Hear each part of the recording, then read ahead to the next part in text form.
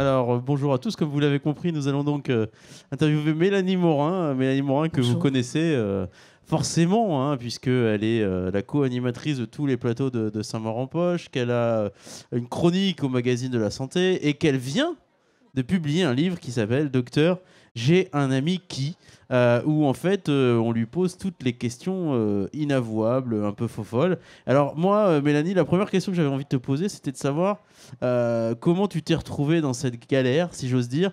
Comment tu t'es retrouvée au magazine de la santé à devoir finalement poser les questions les plus folles des téléspectateurs. Alors moi d'habitude au magazine je fais du reportage, je vais filmer des sujets dans des hôpitaux, parfois des opérations chirurgicales, des choses sur diverses maladies. Et puis on avait la possibilité de passer un casting pour devenir chroniqueur dans la maison. Et je l'ai passé. C'est pas moi qui ai eu l'idée de la chronique, je l'avoue, même si je dis souvent que c'est moi, mais c'est pas moi, c'est mon Marina compagnon, Non. Adrien, D'accord. qui a dit tiens, est-ce que tu ferais pas un truc. Ah, il y a une dame qui nous fait un petit signe.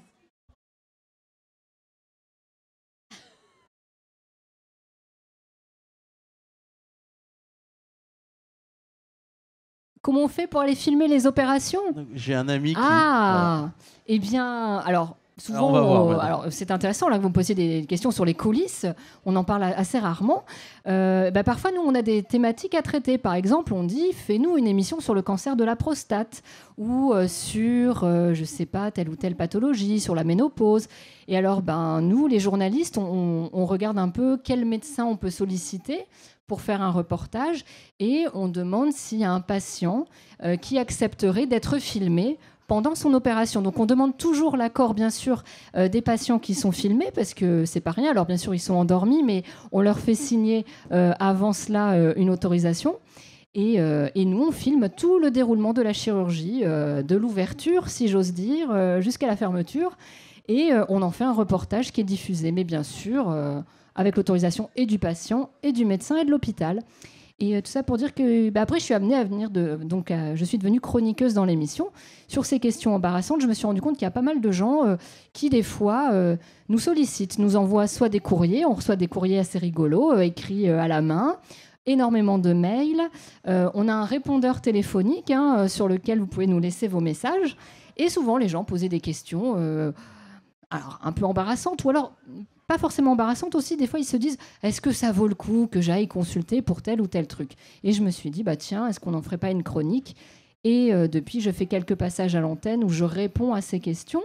Pour ça, je sollicite des médecins, des spécialistes, parce que je ne suis pas médecin à la base. Donc l'idée, c'est d'apporter une réponse vulgarisée, pédagogique, mais en même temps un peu souriante, un petit peu décalée, quand on peut. On ne peut pas rire de tout, mais on peut quand même sourire. Faut quand même se marrer. Et puis voilà. Et alors justement, pour rentrer repéré, dans le vif du sujet, si j'ose dire, Mélanie, j'ai un ami qui s'appelle Gérard C, Oui. qui a envoyé une question avant le début de ce débat et qui dit qu'il a des érections quand il se fait masser. Alors qu'est-ce qu'il faut faire, Mélanie? Alors Gérard C, je me demande quelle profession il exerce. J'espère qu'il n'est pas libraire. Mais Peut-être bon, alors, est-il libre. nous veillons toujours à Il nous a pas précisé l'anonymat sa profession. des personnes qui nous écrivent. Alors ça peut arriver effectivement quand on se fait masser, qu'on ait une certaine sensibilité vu les zones où on reçoit le massage. Il suffit qu'on nous titille un peu proche du bassin, et ça va activer certains nerfs, ça va envoyer une information nerveuse, et puis il peut y avoir un réflexe érectile qui se met en place. C'est quelque chose d'assez fréquent. Les masseurs kinésithérapeutes pour le volet très médical, mais aussi les masseurs bien-être, disent que oui, ça arrive, et quand c'est comme ça, on va essayer de détourner l'attention de la personne qui se fait masser de ce qui lui arrive, parce que souvent la personne elle-même est très gênée. Et du coup, elle n'arrive pas à se détendre et à se faire masser tranquillement, parce qu'elle ne pense qu'à ça. C'est bien choisi comme terme, elle n'arrive pas à se détendre.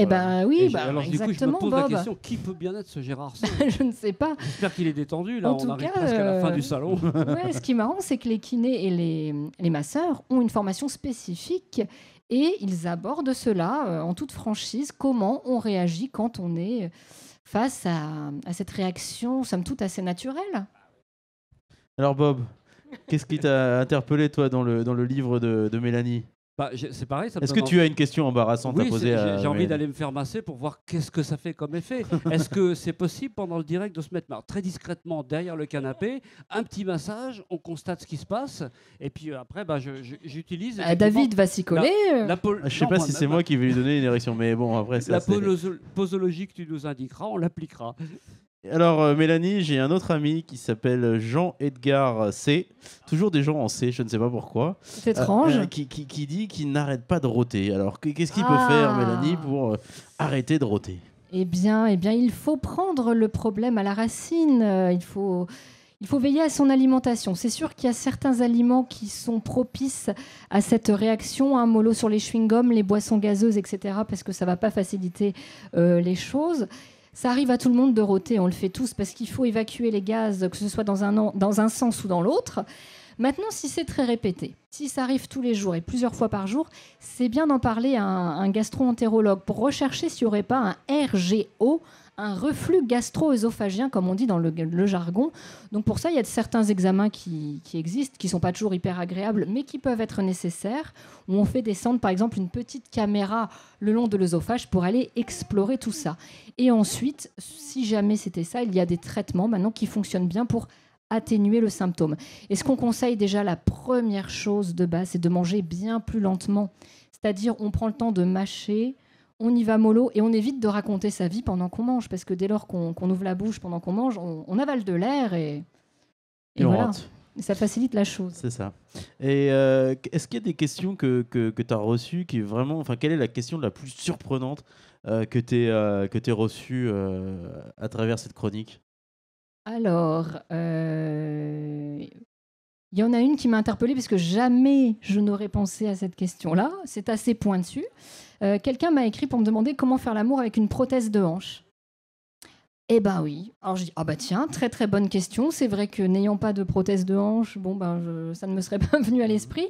Eh ben il y a pas mal de choses à dire là-dessus. Selon le type de prothèse que vous avez reçu, selon la voie d'abord, c'est-à-dire par où le chirurgien est passé pour vous poser la prothèse. Est-ce qu'il est passé par l'avant de la cuisse ou l'arrière ? Eh ben, ça va contre-indiquer certaines positions. Tout est question de flexion. Mais en gros, le message que les chirurgiens donnent, c'est qu'il faut vraiment y aller pour qu'il y ait un souci. Normalement, c'est très safe, donc ne vous inquiétez pas et ne vous freinez pas si vous avez une prothèse de hanche. Et surtout, demandez conseil à votre chirurgien, parce qu'ils sont là pour vous renseigner.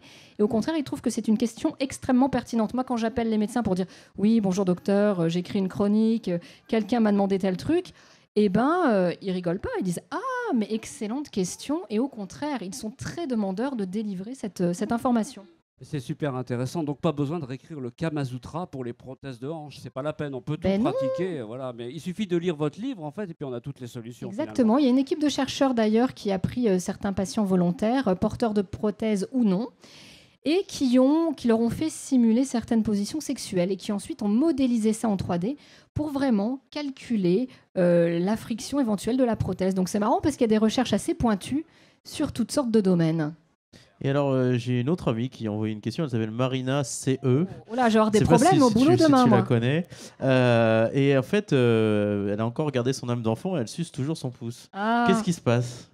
Alors c'est vrai qu'on dit généralement que les enfants cessent de sucer leur pouce vers l'entrée à la maternelle, ou pour certains, ça peut arriver un peu plus tard, à l'âge de 6 ans.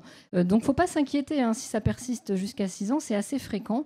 Surtout quand on change d'école, quand on change d'établissement, il peut y avoir certaines angoisses qui surgissent. Et donc on va se réfugier et on va refaire ce petit geste qui est très très instinctif et qui survient in utero même, vers la 12e semaine de vie du après fœtus. Après 50 ans, on est en droit de se poser des questions ou ça continue à fonctionner ?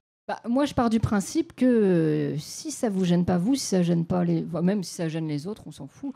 L'idée, c'est est-ce que ça prête à conséquence, de sucer son pouce. La dentition un peu, non ? Alors la dentition, quand on est vraiment un jeune enfant, ouais, il faut faire attention parce que les dents s'en souviennent et peuvent prendre une position un peu en avant. Et peut-être aussi, peut-être aussi quand on parle à la télé, quand on annonce quelque chose, on se fait moins bien comprendre et c'est plus embêtant, effectivement. Moi, j'évite de le faire quand je fais mes chroniques, par exemple. Est-ce que ça lui arrive à Marina CE de sucer son pouce en écoutant tes chroniques ? Non, quand je fais mes chroniques, Marina est extrêmement attentive, contrairement à son comparse. Et donc, elle me relance bien comme il faut. Non, elle est très attentive. Elle ne suce pas son pouce pendant ma chronique. Vous voyez, docteur Géanimki, si vous avez une question à Mélanie, est-ce que le public a une petite question embarrassante à poser à Mélanie? Je ne suis pas médecin, hein, je vous promets rien, mais sinon, je peux toujours la noter dans ma petite escarcelle et vous la faire bientôt à la télé. Bob, est-ce que tu as une question, toi, sinon, s'il n'y en a pas dans le public? Moi, régulièrement, je suce mon pouce, j'ai des érections et je rote en même temps. Ah, c'est ça pas me pose mal. d'énormes problèmes, mais c'est uniquement quand je Alors me fais moi, masser. D'accord. Mais je vais lire le livre. Je prescris Docteur Géanimki chez Larousse, hein, c'est Voilà. vraiment la meilleure solution. Je vois pas d'autre solution.